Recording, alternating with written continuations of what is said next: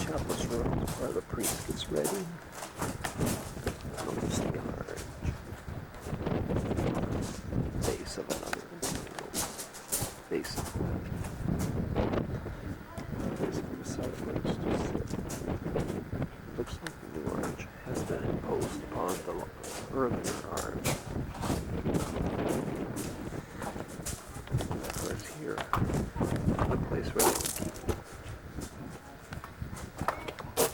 things for the celebration of the Mass.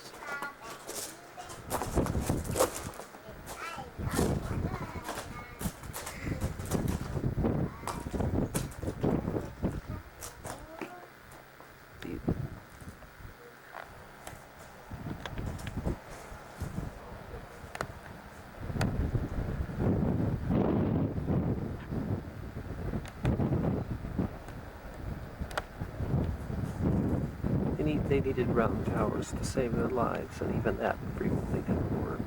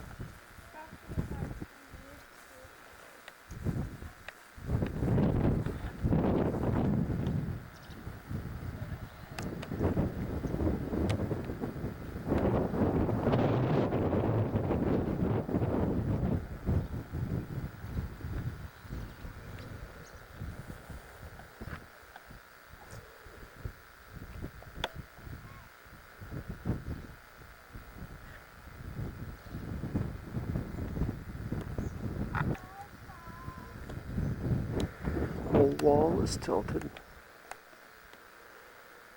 This ancient church.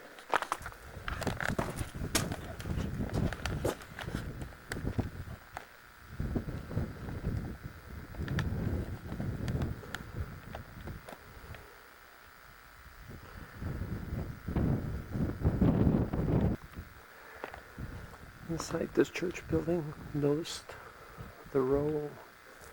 Looks like a second floor was here, but only on this side of the room. You can see the same thing on that side. But here you have the high window. These high windows. It appears that there was a balcony, either for residence, storage, extra seating, or whatever, in this chapel or church.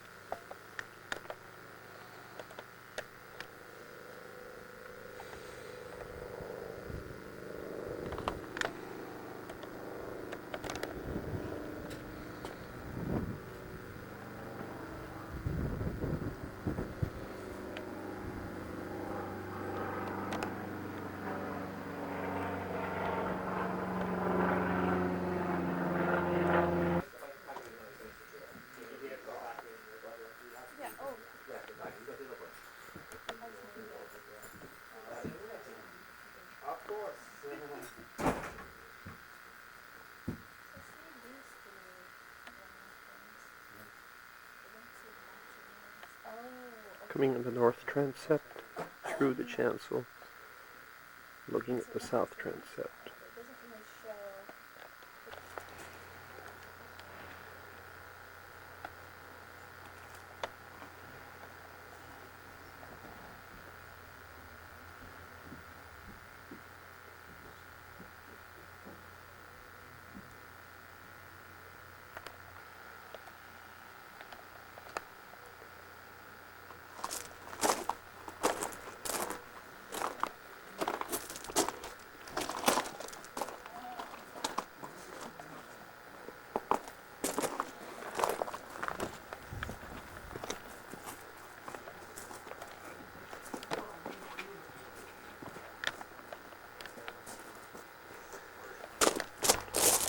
You can see this structure which is superimposed on top of the earlier one.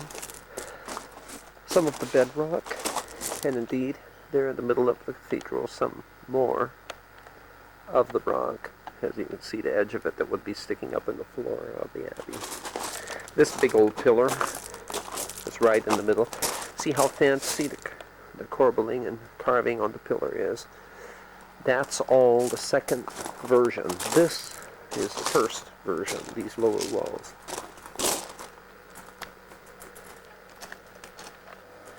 The narrow part of the headstone is the head.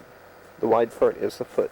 These people, these two, are buried in the wall with their heads facing west. Everyone else is buried in the hall with their heads facing east, facing east transit. That's the common procedure, to do it that way. Just those two buried to the west.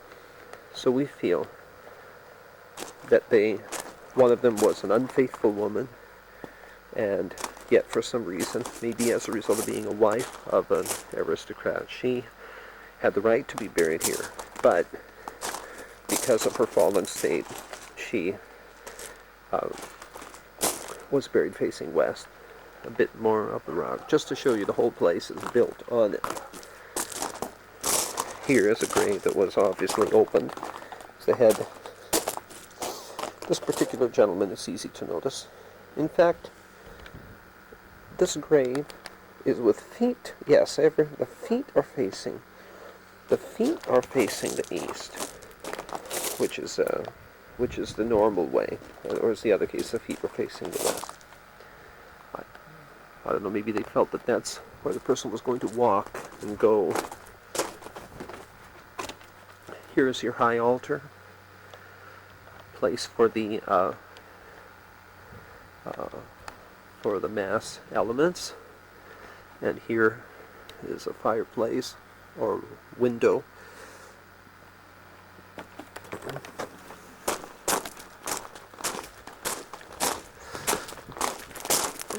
That was the north transept. South. Once again, pillar for the new. They had the three chapels and the pillars for the new building, the tower, that was later added in 1400s. You can see superimposed on the plan. Here's one. Here's the other. There's another. Part of the solid rock of the bedside. This is the chapter house.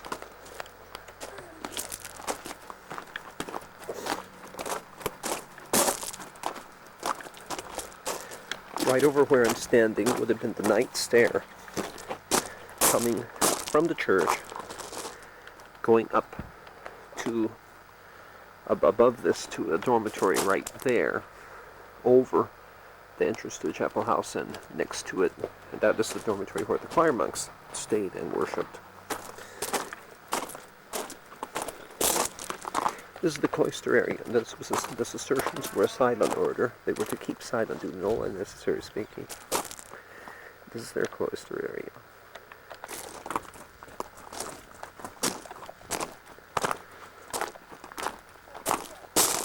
So here I am, a Cistercian monk, and I'm going from the cloister where I have chanted my rosaries and various other things, and I'm heading, this gate would not be here, but I'm heading to the chapter house where we will discuss this and that. Notice the genuine early tiles, but this is very obviously a later style of of manufacture. This thing has been built later than the earlier stuff we saw. It's been built in the second phase. And notice the genuine 12th century cement here.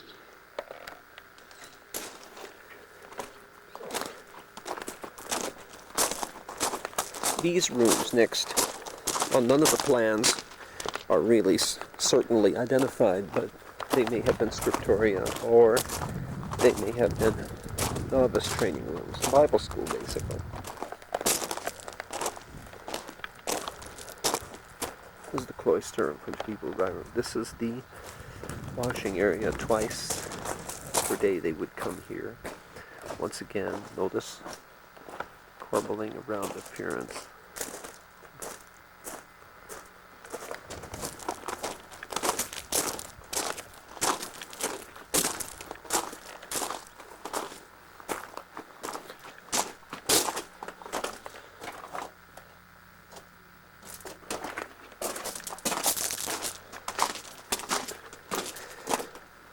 This was the passageway in through which people would walk in order to get into their refectory, dining room, kitchens area. It is said that this was the only place where they were allowed to talk, and so they must have spent a considerable amount of time in there.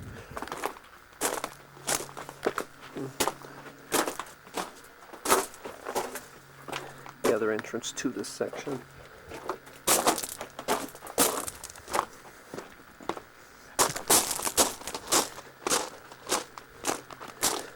And you can see part of the rocks just sticking up. Appears to be either a passageway or more likely a drainage way.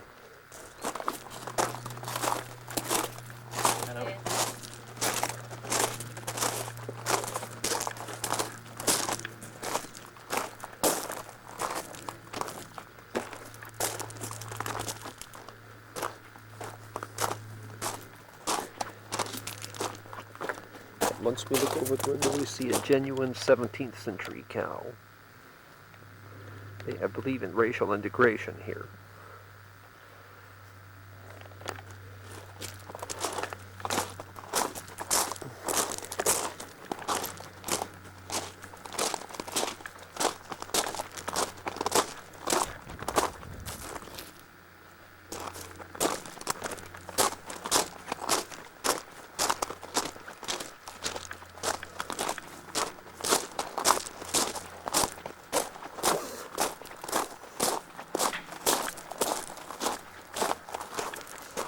This is where the lay brothers would stay. You had storage rooms back there.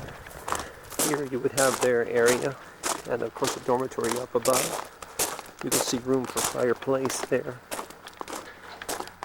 Also, you can see walkways here and here. And this narrow walkway, which would have been between the dining area and the cloister.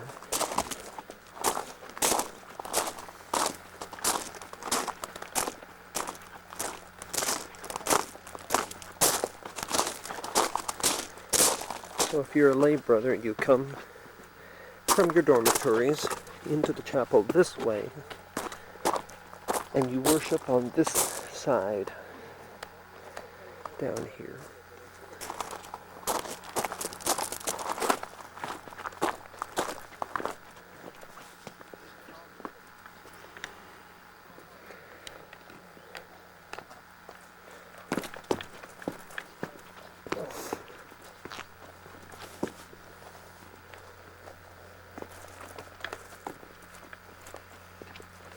Here you can see the remains of the buttresses to support the roof, which must have been very heavy, especially for the...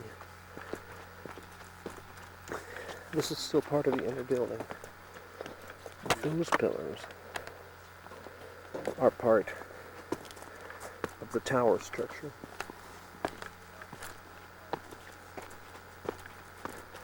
Walking along the wall here.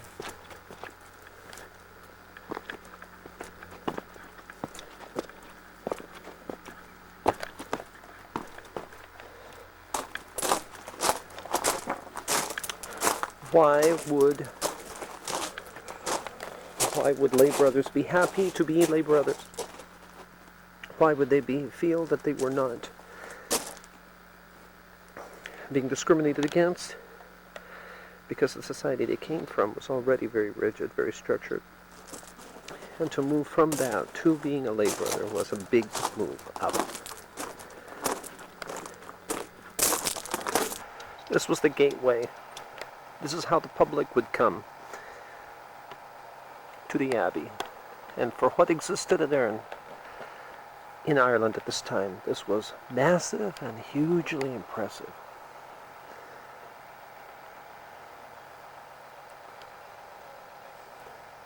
Infirmary was here.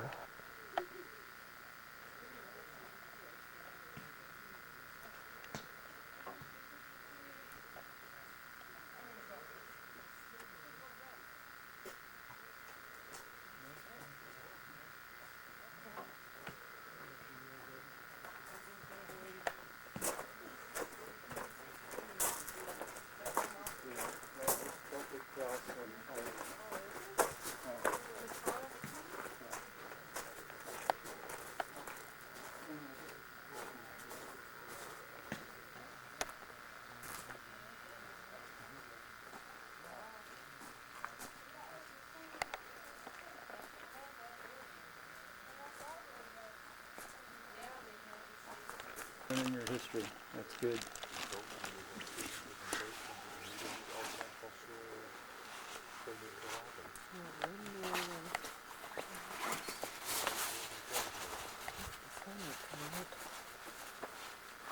Like a housing.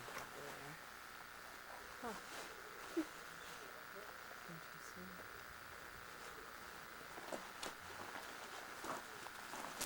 Interesting.